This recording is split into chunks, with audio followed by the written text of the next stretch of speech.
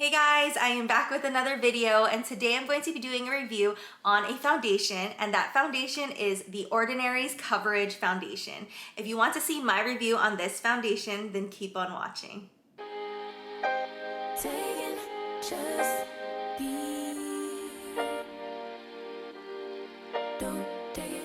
Some of the claims of this foundation: it is supposed to be a full coverage foundation, and it says that right here on the box. It's supposed to give you a semi-matte finish, and it is supposed to avoid that heavy, cakey makeup look. It says that it has a texture of a lightweight, non-oily cream. It says it is compatible with most primers, but it does specifically say that it's most compatible with the Ordinary primers, which I've never used, so I don't know exactly, but that's what it says online. It's supposed to give you a natural look, it's supposed to last long, and it's supposed to resist creasing or building up in the lines on your face, which is very in sync with what the Ordinary is about. The Ordinary is about a lot of skincare and everything, and helping with fine lines and all of that. The pH does say that it's 6 to 7.5.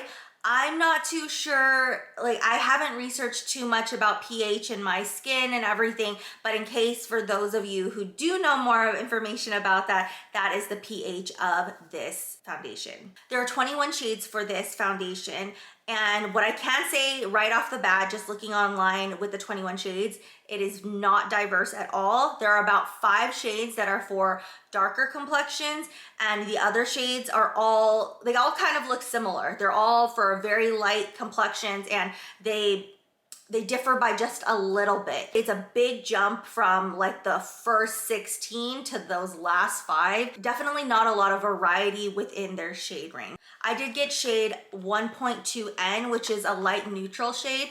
I usually do go for that light neutral shade. I got this a long time ago. I just haven't reviewed it yet. And I don't know if I got darker because it's summer. I've been out in the sun a lot more, so I don't know if this shade is going to be a lot lighter, but this is usually my skin tone color during the winter time. The price of this foundation is $6.90, which is very, very affordable, and it's within the whole brand of The Ordinary. The Ordinary is known to be a very affordable like skincare line, so I would expect that their foundation is also very affordable. It's definitely a foundation that you can try out and not break the bank. It does come in 1 ounce, which is very similar to other foundations across the board.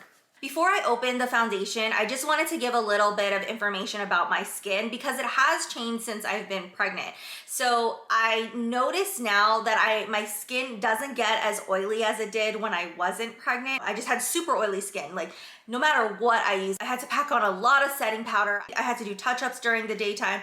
My skin has definitely changed since I've been pregnant, and I can tolerate a lot more non-matte foundations, which is actually nice. My skin doesn't get super oily at the end of the day. I feel like my hormones kind of balanced it out, which is nice.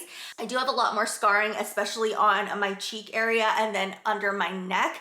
That is because during the first trimester, I broke out crazy, like completely just like cystic acne everywhere, especially on my neck and then on my outer cheek area. Being in my second trimester now, I don't have the cystic acne as much. I only have like a couple active pimples, but it did leave a lot of scars. Opening it up, it's very simple.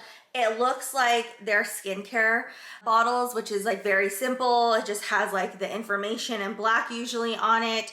It does have a pump, which I do like. I like the control of a pump. The way I'm going to do the foundation review, very similar to all the foundation reviews that I have done before.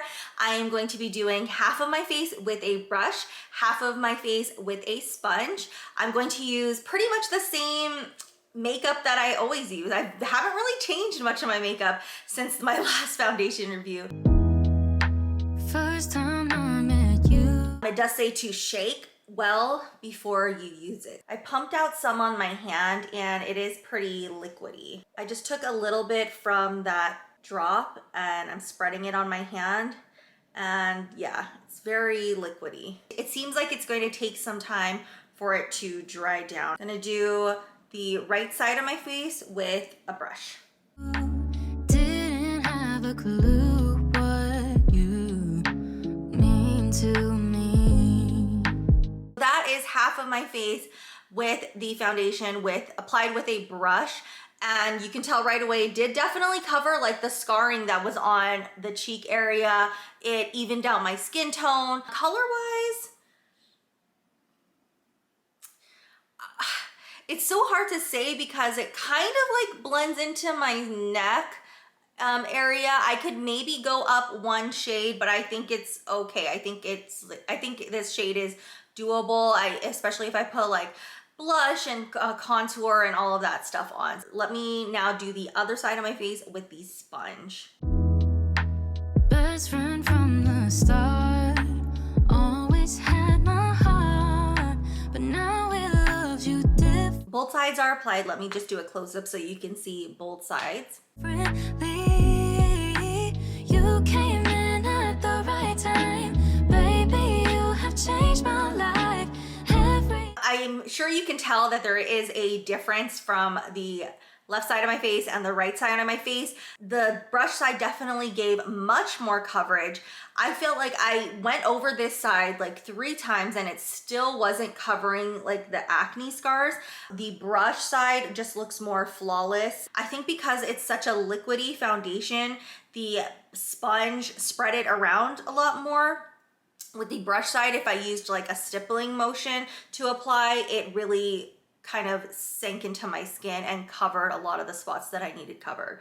I'm going to see if I can just go over that area just a little bit more. Okay, there we go. So I feel like there it covered a lot more.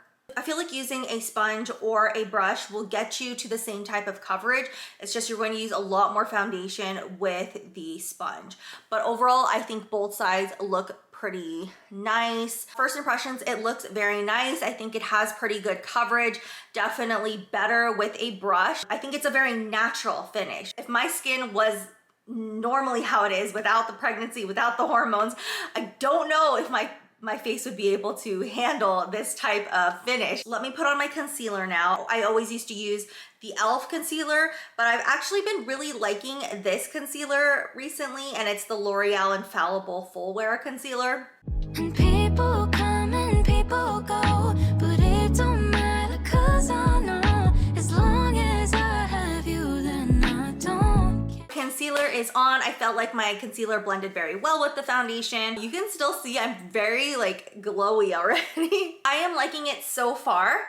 I think it has very good coverage. I think it's a nice natural finish. It does look very natural looking. I'm going to go finish the rest of my makeup, come back on camera and show you the complete makeup look, and then I will let you know how the rest of the review is going to go. So I will be right back. So I have applied all of the rest of my makeup on, and this is what the foundation looks like with all of my usual makeup.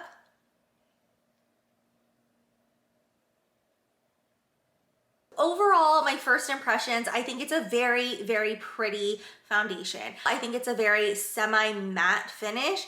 I think it looks very natural on the skin. It doesn't look cakey looking. I think it definitely covered up my scars. It has pretty good coverage. So yeah, I'm overall really liking this foundation right now. What I'm going to do is I'm going to do a 4-hour check-in and then an 8-hour check-in and let you guys see how this makeup holds up throughout my day. It is currently 12:57 p.m. I will check back in at about 5 o'clock and let you guys know how this makeup is holding up. I wanted to show you guys out in natural light how the makeup looks, because on my camera, of course, the color looks different. It probably looks a lot smoother than out in public, but this is how it's looking.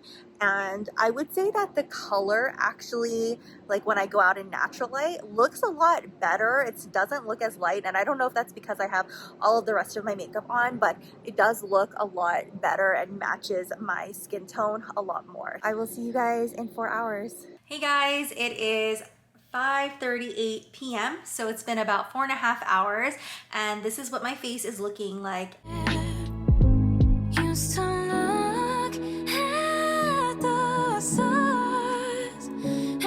So I've been looking at my face in a mirror, kind of assessing how the foundation is doing. And as far as Oiliness, I would say I'm getting oily in like normal spots, especially the T-zone area, but I don't feel like it's horrible. What does bother me when I look into a mirror, and I don't know if you guys can see it in this camera, in the nose area, in this area here, my chin, and then above my lip, the foundation is kind of separating and is getting really blotchy. I feel like the outer parts of my face look okay.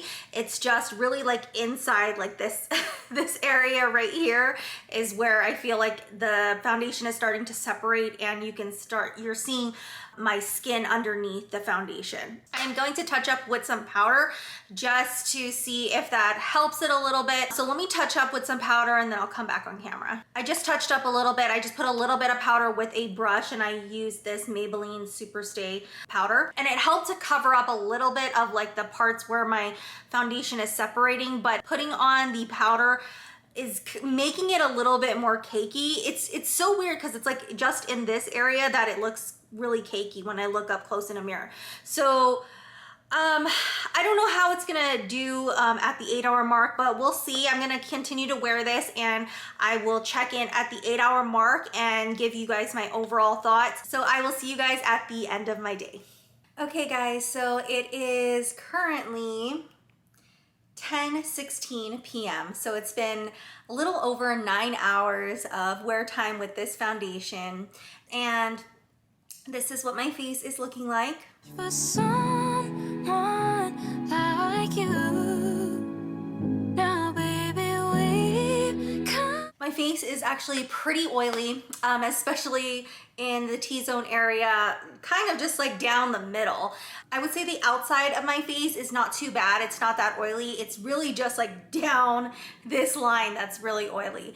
Over time, it actually has started to feel like greasy and a little bit heavy. It didn't feel that way like at the 4-hour mark or anything, but now I can definitely feel it. Overall, what I think of this foundation, I think it's a very affordable foundation. It's only $6.90. I think if you have oily skin, this is not gonna work for you. I think if you have dry skin, this might work out a lot better for you. The shade range, like I said in the beginning, is not good at all. I feel like this shade that I picked out actually worked out for me. The color was fine, it's just there's not a lot of color variety for darker complexions. They're all kind of around like the lighter skin tones, and even within the lighter skin tones there's not a big difference between them. So yeah, there's just not a lot of variety, and I would say they need to really step up their shade range. Would I purchase this again? I probably wouldn't purchase this again.